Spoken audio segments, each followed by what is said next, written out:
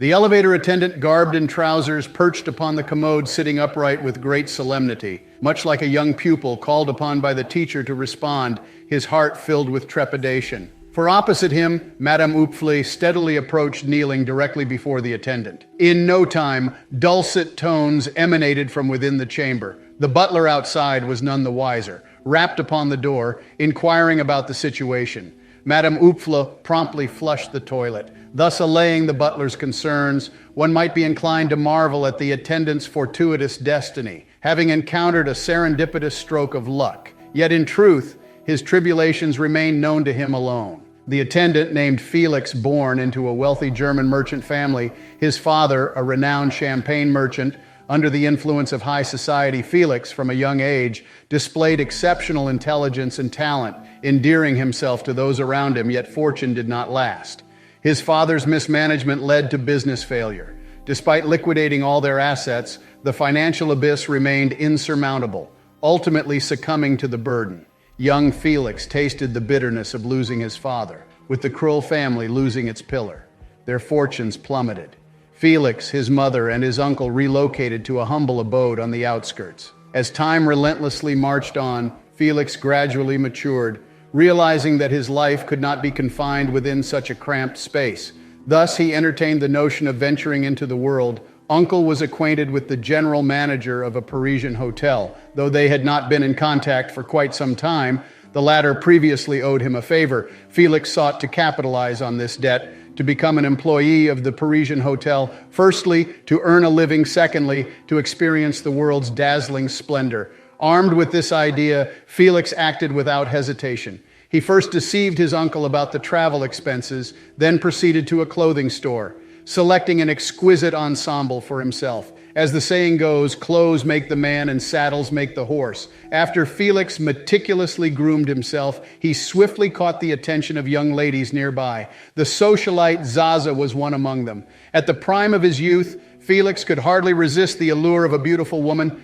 The two, like dry tinder and raging flames, ignited sparks of love upon the carriage. Subsequently, they naturally lived together. Felix never forgot his dream to journey to the Parisian hotel. He faced one final trial, the nation's compulsory military service. All able-bodied adult males were required to join the military for training, some to evade conscription, feigned epileptic seizures during the physical examination, but military doctors were no fools. Easily seeing through such ploys, Felix knew physical ailments would hardly escape their keen gaze. So he opted to feign psychological afflictions, drawing heavily from his tragic childhood. With a vivid performance, he successfully convinced the doctor he was mentally ill. Thus, Felix evaded the burden of military service. After spending some unashamed days with Zaza, he embarked alone on the journey to the Parisian hotel. Due to a personal introduction, Felix bypassed the tedious recruitment process, easily becoming part of the hotel staff. Though the hotel's interior was resplendent and magnificent, the staff quarters were in a state of disrepair. Stanko, the floor supervisor, seeing Felix as a newcomer, informs him, regardless of whether Felix's earnings were obtained legitimately or through illicit means, he had to hand over 50%. At this point, Felix had yet to realize that society bore no semblance of fairness or justice.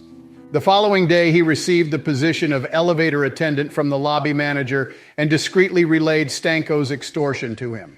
Unexpectedly, the lobby manager was in league with Stanko. They even threatened Felix, promising a gruesome end should he attempt this again. Felix offered an awkward smile, then proceeded to the general manager's office. After all, he and his uncle were well acquainted. Surely he would lend a helping hand.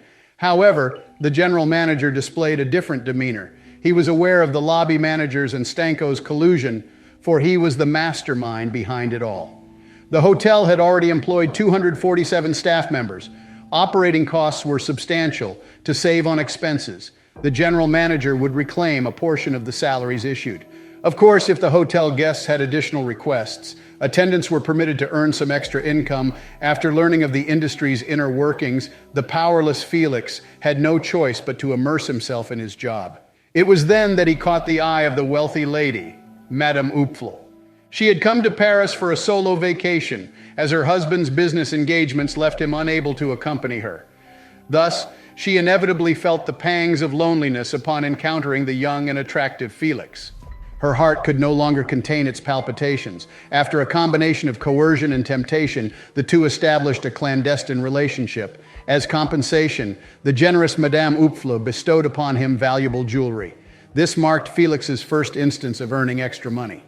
In the evening, Stanko began collecting the spoils from the attendants' daytime endeavors upon seeing Felix present two invaluable pieces of jewelry. He couldn't help but regard him with newfound admiration. Stanko instructed Felix to sell the jewelry to the watchmaker. He estimated the haul to be worth at least 800 francs and intended to split the sum with Felix. Felix agreed, unaware this was a trap set by the watchmaker and Stanko. Stanko knew the watchmaker was extremely frugal and would never offer the high price of 800 francs. As a result, Felix would be unable to hand over the 400 francs. Thus, he would have to use his own salary to cover the shortfall. As expected, the watchmaker deliberately devalued the pieces in an effort to lower the price upon hearing that he could only exchange them for 400 francs. Felix angrily gathered his things and prepared to leave. The watchmaker stated, all the buyers on this street were acquainted with him, with just a word. Their offers would certainly not exceed 400 francs. Felix had a sudden idea.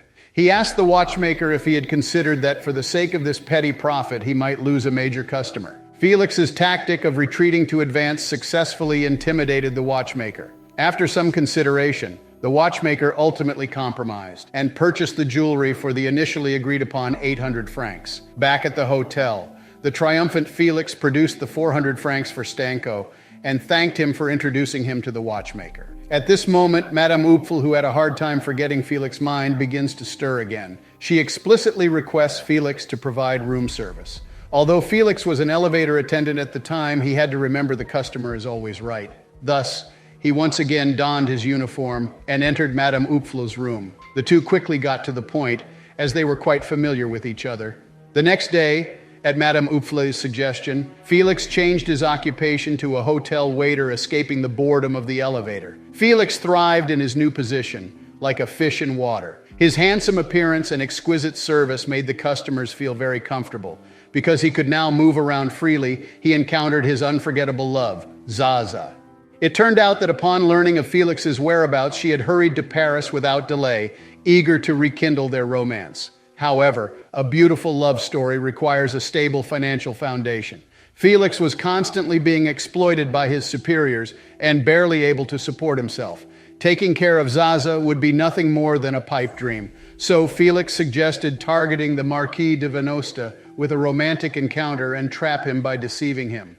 Marquis de Venosta was quite naive. Seeing Zaza's beauty, he immediately fell in love. In the days that followed, Felix continued to serve Madame Oupfle and sold her precious jewelry to the watchmaker in exchange for a handsome income. In his spare time, Felix would go on dates with Zaza, but during the day, the two would pretend not to know each other. Only when their eyes met would they create a spark that only they could understand. That day, Felix prepared to employ his old tricks, stealing Madame Oupfle's jewels. Unexpectedly, he was caught in the act. She was heartbroken, believing he had chosen money over love. In Felix's heart, however, their connection was but a fleeting game of mutual benefit. Even knowing his true nature, Madame Oupfle slowly disrobed before him. As time elapsed, Zaza's mindset underwent a transformation. She longed for a stable life. Not one sustained by daily deception, Zaza's act had become genuine, unknowingly falling for Marquis de Venosta. Though she couldn't relinquish her feelings for Felix, if he refused to change, their love would ultimately perish. Felix grasped her hand tightly, swearing he'd never let her go. On that day, a nobleman of the Venosta family admired Felix's cunning and competence, wishing to make him an exclusive manservant. Felix didn't accept immediately, stating he needed to contemplate the offer. Felix harbored his own thoughts. While the noble's home provided greater earnings than the hotel, the position would surely incite envy. A moment's distraction could lead to his undoing. Most crucially, he had resolved to resign and start anew with Zaza. As he planned their future to Zaza, Madame Oupfle happened upon them from the second floor. Discovering their clandestine affair, Madame Oupfle knew this enchanting encounter required a conclusion. Thus, the following day, she packed her belongings and departed the hotel. Madame Oupfle's departure indirectly caused Stanko to lose substantial income. Stanko promptly shifted his focus to the daughter of another wealthy woman. After conversing with her over time, he discovered the young girl seemed to harbor feelings for Felix. Inadvertently seeking closeness, Stanko prepared to stoke the flames, intensifying the girl's desires, assuring her anything was possible with money. Sure enough, that night the girl used room service as a pretext, creating an opportunity to be alone with Felix. Placing precious jewels in his hands, hoping to share a romantic evening, Felix refused, indicating he had his limits. It was evident Felix was willing to change for Zaza. However, it was too late. Zaza planned to abandon Felix and marry Marquis de Venosta unexpectedly when she voiced her desire to marry Marquis de Venosta. Holding flowers, rejected her proposal. It wasn't that Marquis de Venosta didn't love Zaza, but due to family reasons, his father would never approve the union. Upon marriage, Marquis de Venosta would lose his chance to inherit the family fortune. However, his father would abdicate in a year. Power would then fall to Marquis de Venosta. He could do as he pleased and rightfully wed Zaza. Furious upon hearing they couldn't marry, Zaza's anger boiled over. She demanded Marquis de Venosta find a solution before 10 o'clock and meet her at Moonlight Restaurant. She then stormed off, leaving Marquis de Venosta alone in the room. Zaza found Felix and relayed the situation. Felix offered to go on Zaza's behalf. The scene then shifts. Felix, dressed in elegant attire, arrives at Moonlight Restaurant like a gentleman, pretending to encounter Marquis de Venosta by chance. Engaging in lively conversation, Felix gains Marquis de Venosta's trust by recounting his life experiences. Naturally, he omits his relationship with Zaza and their scheme to deceive Marquis de Venosta's affections. Their conversation heats up, even continuing until the restaurant closes. Marquis de Venosta remains persistent. Finally, he shares his dilemma. It's not that Marquis de Venosta doesn't want to marry Zaza, but soon he must attend a year-long trip arranged by his father. This means he'll be apart from Zaza for a year. While fetching wine, Marquis de Venosta has an idea. He proposes to swap identities with Felix, letting Felix go on the trip in his stead.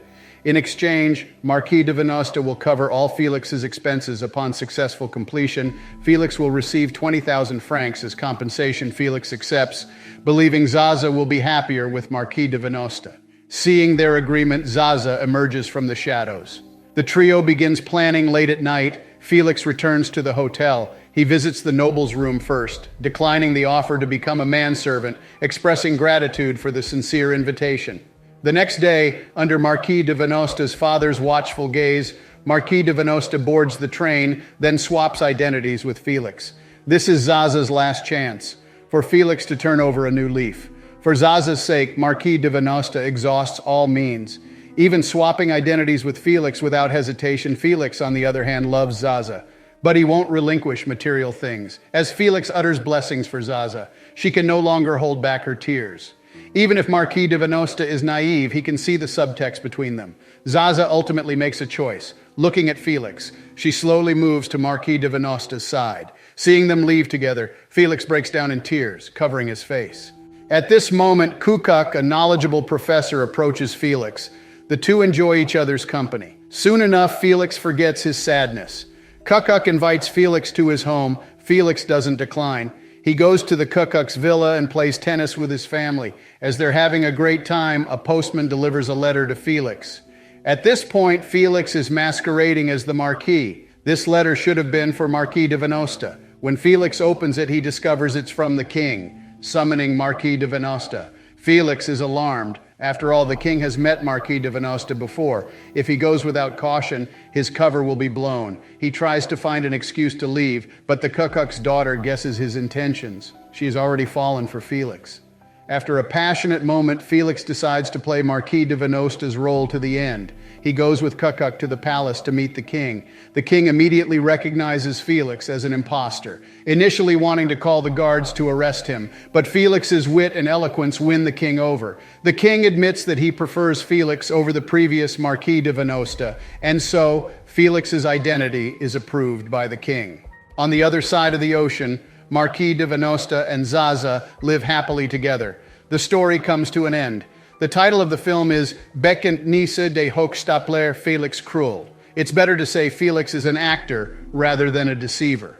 From beginning to end, Felix doesn't use any sophisticated tricks. Instead, he relies on his quick wits and adaptability. Going with the flow, he dons a uniform and plays the role of a waiter. Wearing a suit, he becomes a gentleman, whether he's a cunning thief or a complex and ever-changing con man. In the end, Felix is an actor performing a stage play called Life. To our friends who made it this far, please like, comment, and share. Your support is our motivation to keep going.